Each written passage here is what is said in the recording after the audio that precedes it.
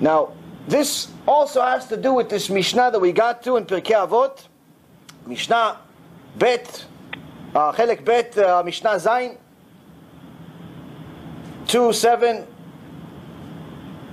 אף הוא ראה גולגולת אחת שצפה על פני המים, אמר לה, אל דעתפת עטפוך, וסוף מטפייך יטופון. Don't worry, I didn't understand it either. Hillel is telling us again, he's the one that's been telling us the last few Mishnayot, of something that happened in his life. But what happened here seems like a simple event, but it can easily change your life if we just pay attention to the details. He also saw a skull floating on the water. And he said to it, he spoke to the skull, because you drowned others, they drowned you. And eventually those who drowned you will be drowned. Hillel here is talking to a skull. This doesn't sound like something a genius would do, a holy person would do, but nonetheless, it's exactly what they would do. Because here he's teaching us one of the foundational 13 principles of faith, that if you do not believe in it, you cannot consider yourself 100% Jewish. If you do not believe in it, and you went into a front of a bed din, like some of my students that want to convert, they won't convert you. If you don't believe in it, you have no share of the world to come. It's a pretty big belief. And the belief is, yesh din v'yesh dayan. There's a judge that judges us, and he judges us. For the righteous, there's a reward. For the wicked, there's a punishment. If a person does not believe in reward and punishment, they're not believing in one of the foundational principles of the Torah. And Hillel is telling us here, he sees this gulgolet, this skull floating in the water. He says, a skull doesn't just float in the water by itself. It got here somewhere. If this person was a decent human being, Hashem wouldn't give him such a horrible ending. Not just a horrible ending as far as the fact that he died, but a horrible ending in the sense that he didn't even get the honorable type of burial. Now, of course, we know there's Asara Ahugei Malchut. Rabbi Akiva was one of them. And we know that they all got horrendous deaths. This does not mean that they were wicked. This was a sacrifice. This was a kaparat avonot for things that happened in previous generations. But nonetheless, they still got, many of them, still got the honor of being buried. It's rare for someone not to get the honor of buried. Some of them didn't, unfortunately, but that's a different story. On a general perspective, most people, regardless of how they pass, have the honor of getting buried, have the honor of getting respect. But this gulgolet, this skull, did not. And Hillel says it's because it's something it did. The skull belonged to somebody, and it's not some mikre, it's not some coincidence or some accident. Hashem didn't miss out. Hashem didn't make a mistake. There's no such things as Hashem making mistakes. If Hashem was able to make mistakes, He wouldn't be Hashem. He would be human.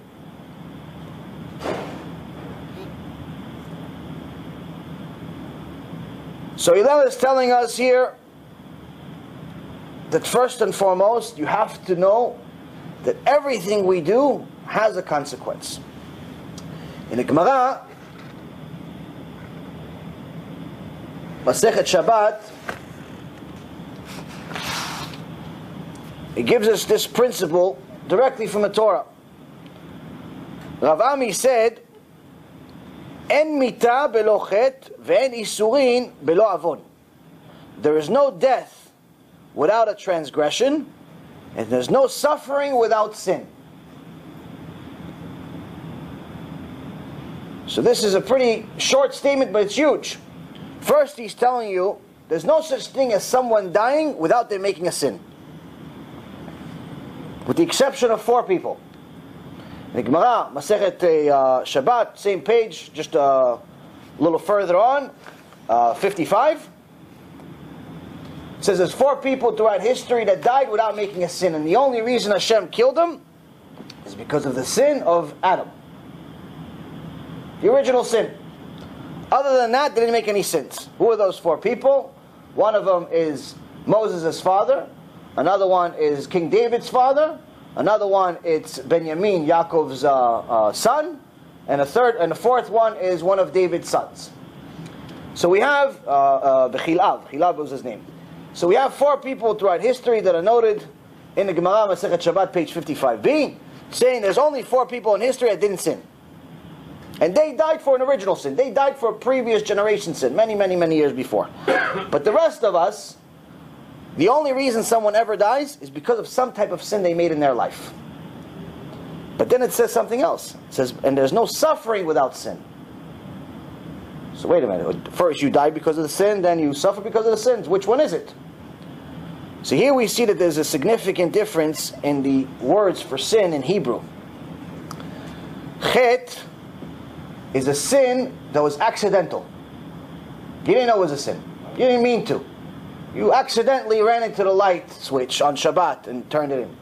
Not on purpose. Accidentally you ran into it. In the days of Sanhedrin, days of Bet HaMikdash, you have to bring a korban. You turn on the light on Shabbat, you have to bring a korban. By accident. If you did it on purpose, and there was 2 witnesses, they'd kill you. There's no tshuva. You turn on the light on purpose, oh, it's funny. Yeah, it's fine. You bring a korban. You become the korban. Bemet. Now why do you have to bring a korban? You learned it by, you lit it by accident. Come on. Hashem, relax. I didn't mean to turn on the light. Why do I have to bring a korban? It's not a cheap korban. It's a whole cow. $10,000, $20,000 for one light. Hashem, no. Relax. Let me be like the poor people. Bring a little bird. One light. I have to spend $20,000. You really need this korban. You really need this cow. There's 15 million other people bringing korban every Shabbat. Why do you have to bring my korban? Because in reality, Hashem is trying to tell you something. That accident you made, it should have never happened. If you had the proper amount of Yirat Shamayim, if you had the proper amount of fear of Hashem, you wouldn't have even dared to make an accidental sin. And the korban is just a reminder that in reality, you're supposed to be the korban. In reality, you're the one that's supposed to die right now. But I have mercy. Because if I judge that strictly, the whole nation wouldn't survive a week. But that's accidental sin. On purpose sin, there's no tshuva. No tshuva. Where we learn it from? Tzlofchad. Tzlofchad we're going to read about in a few months. It's the first violator of Shabbat in history.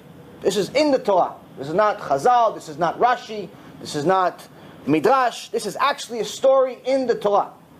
A person by the name of Tzlofchad, who a week after we got the Torah, meaning we've only had the Torah for 2 weeks,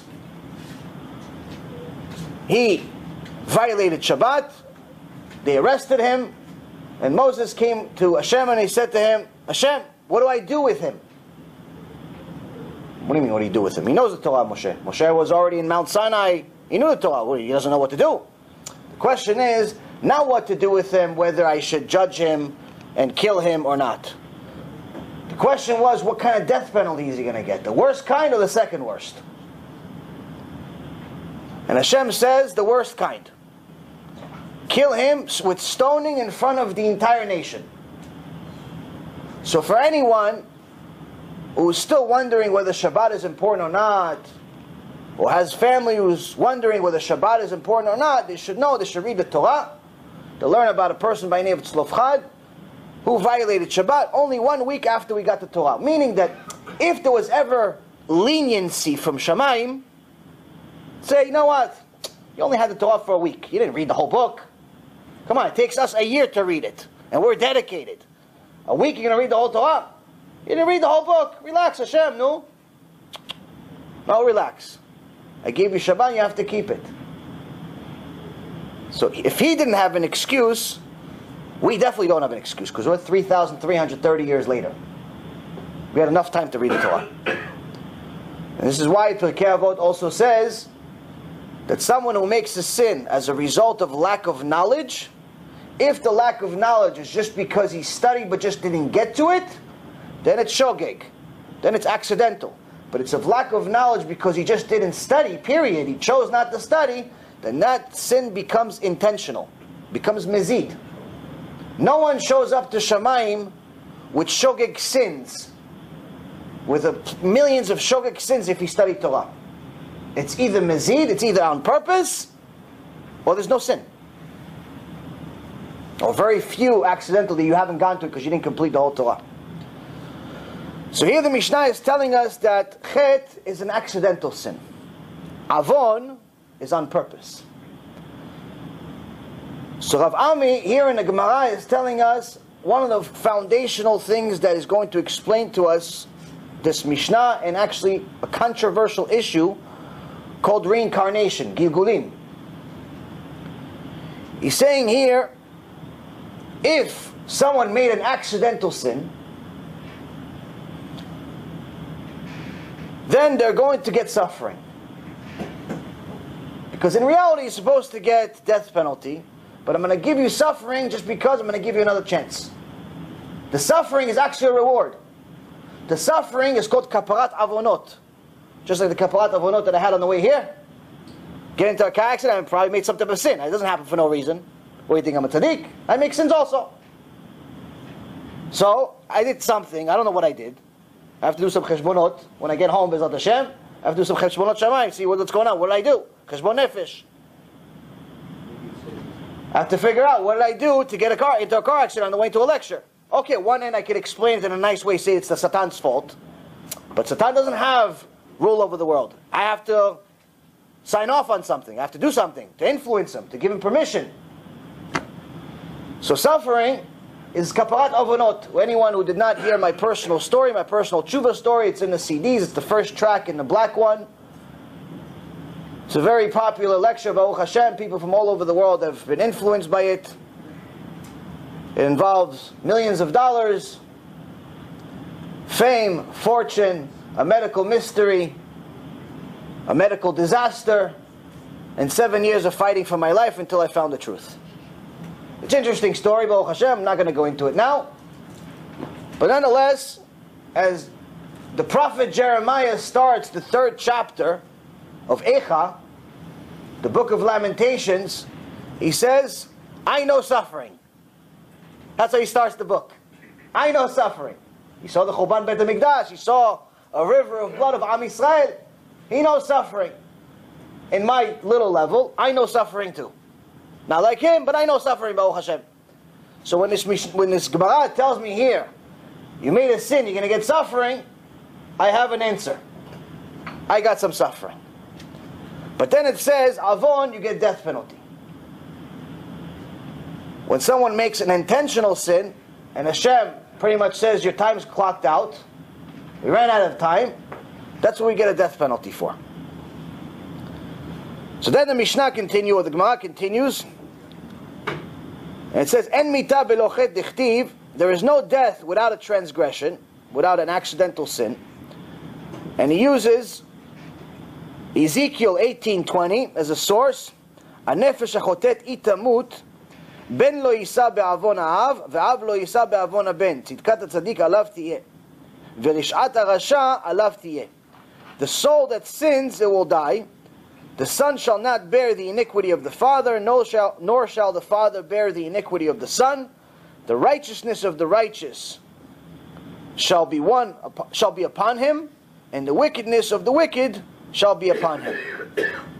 So here we see that he explains the Mishnah in a very simple way, telling us that if you're suffering for any reason whatsoever, there's a reason for it. If someone dies, whether it's early, late, there's a reason for it. If this gulgolet, if this skull is here, there's a reason for it. Now many people like to go after Rabbi Mizrahi because of some things that he said and taught about reincarnation, about autistic children, about children that die at young age, about people that get diseases, people that are born with different different types of disabilities. But in reality, anyone that actually studied a little bit of Torah would know that everything he says has a source. This being one of them.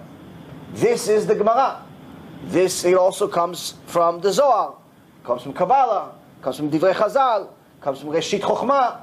There's countless sources that back everything that he says. Why does everybody still don't like to hear it? Number one, because they're ignorant and they don't think there's an actual source. And number two, because it's not politically correct to say that someone that came to this world with a disease of some kind, or someone that died early, it's his fault. Doesn't sound nice. But Hashem told you it does. Hashem told you it is his fault. Doesn't necessarily make him a bad person, doesn't make you better. But if we don't take responsibility for our actions, how are we going to do tshuva? So first and foremost, anyone that wants to learn a little bit about Gilgulim, about reincarnations, everything that we really know as far as understanding from reincarnation and all of the mystical parts of the Torah, most of it came from the Zohar, we got from the Arizal, who his student wrote a book on his behalf called Sha'ar Gilgulim, the Gate of Reincarnation, and from there we have a lot of different secrets. Now, most people, myself included in the past, thought that reincarnation is cool. It's great, I get another chance. So if I don't do tshuva now, I'll do tshuva next time. So I do tshuva. If I'm not going to keep Shabbat now, Hashem's going to return it. These tzaddikim are telling me that I'm going to come back again. Some say we're going to come back 3 times. Some say more. There's Divrei Chazal says that 3 times you come back, and people think, oh, I only have 3 chances, so obviously from here, this may be my last chance, maybe not. It's a 50-50 shot. So to explain that, it's not 3 chances. It could be many, many chances. It's just 3 chances as a human being. 3 chances in a row as a human being. After that, it's a Baal Chaim. After that, it's an animal. After that, it could be a plant. And after that, it could be a domem, a rock.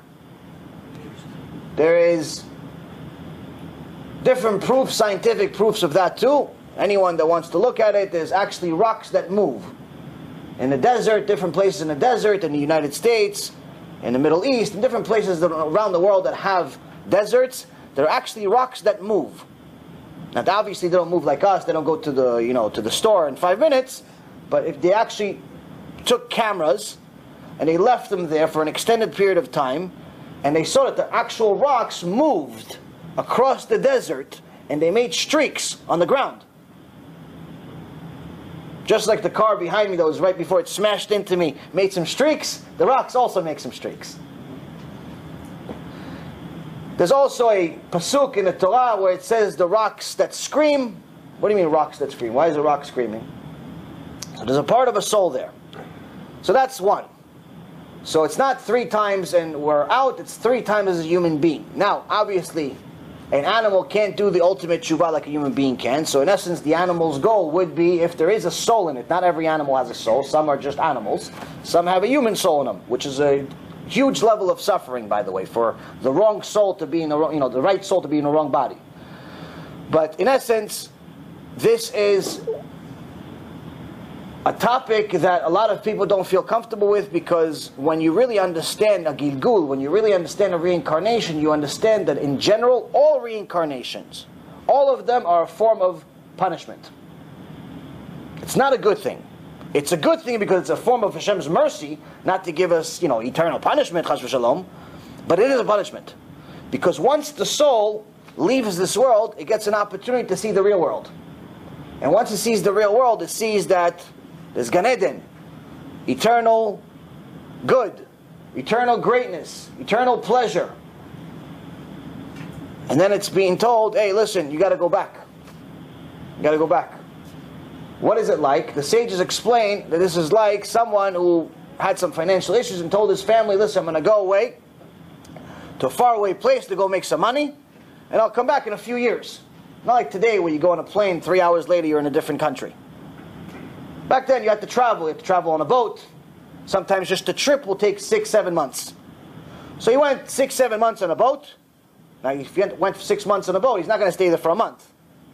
He worked there for a few years, 2, 3, 4 years. After that, same trip back, he's already gone for 5 years. He sends a letter before he got back, so make sure that the family waits for him at where he's going to land. Finally, he gets there. He's about to give his family a big hug and a kiss. And the Border Patrol stops him and says, "Oh, we have a description of someone that looks exactly like you. And it says here that we're not allowed to let you in." He says, "Why? What did I do?" "So, you borrowed $10. $10 from some guy named Shmuley in the place that you were in, and you have to return it." He goes, "You know how long it took me to get here? It took me 6 months to get here. And I've been gone for 4 years. And in 6 months, I've been gone for 5 years. You want me to go back all the way over there for $10? Listen, I'll give you $1,000. I'll give you $1,000. What's $10? I'm going to go back there for $10? I'll give you $1,000. You send it to him. And keep the other 900 for yourself." "Sorry, sir. We're honest people.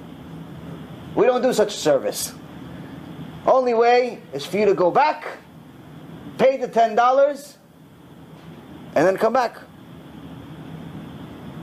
This is what a Gilgul is. This is what a reincarnation is.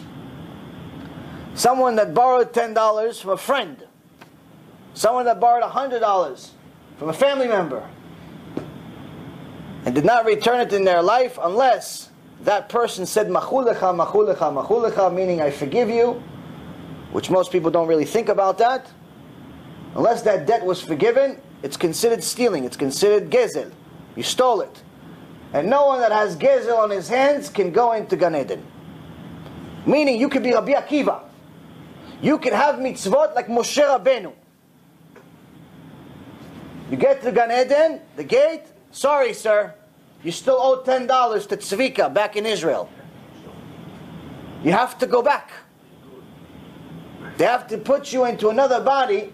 And this, they say, Chazal says, is a higher level of suffering than some parts of Gehenom. Because here you saw, it was right there, it was within your reach. I made all my mitzvot, I did shuvah, I kept Shabbat, I kept this, I kept that. $10 I have to go back to this life of suffering. And who says that I'm going to survive? I'm going to do shuvah again. That I'm going to keep mitzvot this time. I'm not going to fall for the girl. I'm not going to fall for the guy. I'm not going to do this. I'm not going to do that. Who knows? Gilgul is not exactly something we should rely on. You have a chance. You have a chance to do tshuva now. You have a chance to do good now.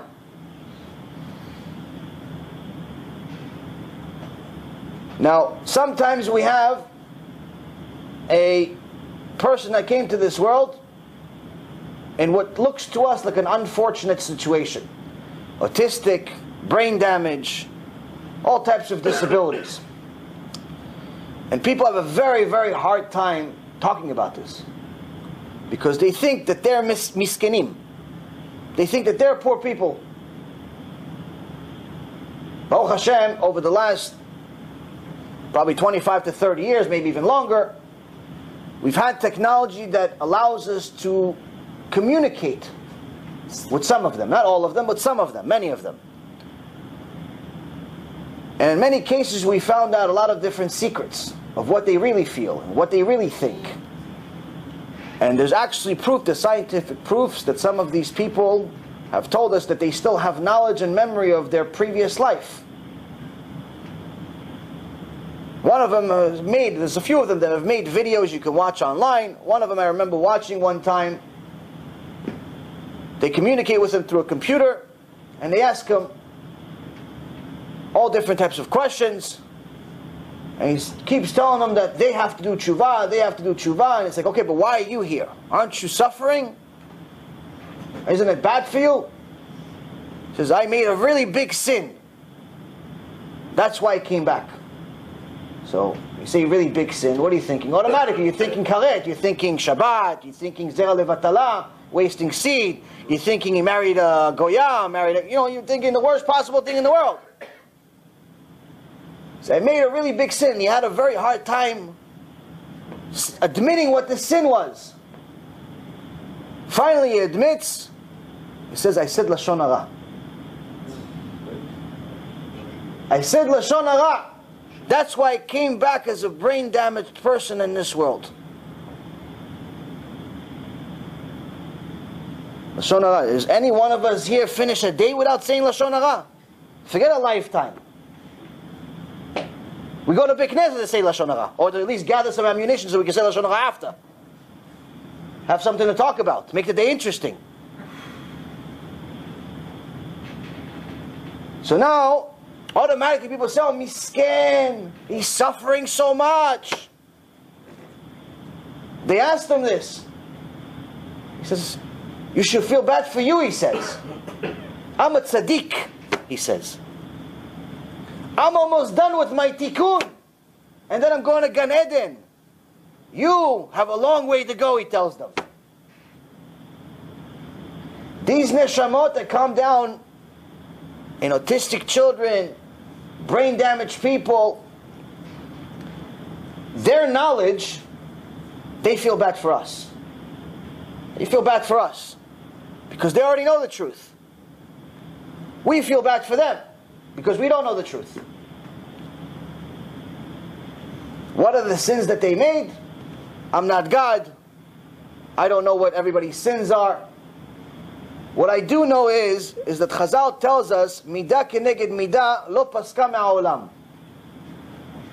The measure for measure punishment did not cease to exist from the world after the Beit HaMikdash was destroyed. There are certain mitzvot in the Torah that are no longer applicable. We can't make korbanot. We don't have a Beit HaMikdash. Even though one of my students keeps asking about making a korban, I keep telling him we can't make a korban. I'd like to join him to do it, but we can't make korban. Once the Beit HaMikdash was built, no more korbanot. Once the Beit HaMikdash was destroyed, no more korbanot. Only korban is allowed is in a sacrifice is allowed in the Beit HaMikdash. So that is an enormous mitzvah. If you look at the 613 mitzvot that we have, biblical mitzvot that we have, you'll see that many of them, a large percentage of them have to do with korbanot, with sacrifice. Which means that a large part of these mitzvot that we got from Hashem, we can't do. So this is missing. But it's not up to us. Hashem made this rule.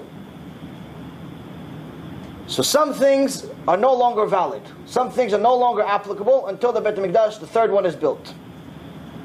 But Hashem is specifically telling us here, but my measure for measure, the way I calculate punishment and reward, measure for measure, with or without the Beit HaMikdash is valid.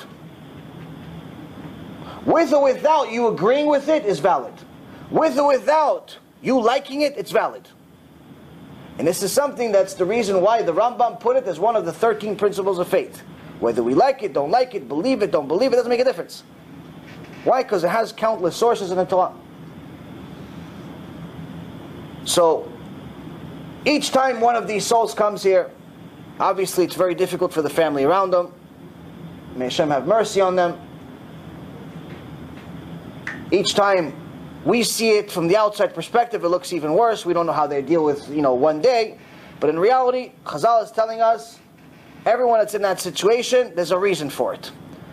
Now, to think otherwise, when people are trying to be politically correct, and they're saying, oh, you're saying that this guy watched pornography and that's why he's blind. You're saying that this guy said Lashon Hara and that's why he can't speak. You're saying that this guy stole, that's why he can't move his arms. All types of things that it makes logical sense. If you stole, then you wouldn't have arms. If you violated the Torah through your eyes, you wouldn't be able to see. It makes logical sense. It's not a one-size-fits-all. It's not that every single blind person watched pornography, but it's a logical explanation. It's a hypothetical example. But to think anything else, meaning to think that that person is blind and he's purely a misken. It's just like, poor guy, he didn't do it. No, he's a tzaddik. He's a good guy. To think that is actually kfirah. To think that he doesn't deserve that punishment is kfirah against Hashem. Because in essence what you're saying is that Hashem made a mistake. Hashem shouldn't have given him blindness. Hashem shouldn't have given him poverty. Hashem shouldn't have given him a disability. To say that Hashem should do something or not is a problem. So actually the best explanation, the most correct explanation is the one that we have from the Torah. There's no suffering without sin. Now even though a lot of people don't like to hear it, and a lot of people don't like to talk about it, this is something that's very, very important because it's something that's repeated constantly. Every time someone wants to go against a rabbi that rebukes or a rabbi that helps people do tshuva through what the Torah says, through the instructions that the Torah says, and he mentions things like this, the first thing they mention is like, oh, he talks about autistic people. Oh, he talks about blind people. He talks about this and he talks about that. Yeah, the Torah talks about it too. And this is the Mishnah. This exact Mishnah is telling the Hillel, which we learned from previous Mishnayot, just to know how big a teacher is, first you need to know his students. Because sometimes you don't know how good the teacher is. It says, the Gemara in Masechet Brachot says, a student will take 40 years to understand what his rabbi really said. What do you mean? I came to the drasha, I listened to the rabbi, after that I had a meeting with him, I understood what he said perfectly. Because no, to really understand what the rabbi really meant, if the rabbi knew you, if it's personal advice, the rabbi knows you, to really understand what he means, it'll take you 40 years. Just like Am Yisrael took 40 years to finally understand the Gdulah of Moshe Rabbeinu. So Hillel said his top student was Yonatan ben Uziel. His worst student was Rabbi Yochanan. Yonatan ben Uziel was so holy that whenever he would study Torah, it would create a spiritual fire that if a bird flew over him, it would go on fire. I study, nothing happens. Bird flies, bird doesn't fly, doesn't even look at me sometimes. He studies, fire. Bird goes on fire. I think about fire. Rabbi Yochanan was the least of his students. What did Rabbi Yochanan know? He knew the entire Torah by heart. All the Midrashim, all the Shulchan Aruch, all the Gemara, all the Zohar, all the Mishnayot, all of the Maaseh Bereshit, meaning what happened before this world. All of Maaseh Merkava, what happens beyond this world. Also, if that's not enough, he also knew the language of the Shedim. Shedim would come, he would talk to them. Demons come, you talk to them. We see a demon, we run away. We get a heart attack, Chas v'shalom. He would talk to them. Malachim come, they talk to him also. He knew their language. If that wasn't enough, once in a while you talk to trees and birds. He knows that. You know the language of the trees and birds. We barely know how to spell bird. But do you know how to talk to them? This is the least of Hillel's students. And this is Hillel that's saying this. This is the Hillel that's talking about this skull. And he's saying, you skull, you're only a skull floating over here because you made a sin. You killed somebody and that's why somebody killed you. You made somebody's skull float in the middle of the river and not have a proper burial, and that's why Hashem did it to you. And the people that did it to you will also get the same thing. Somebody like that you should listen to.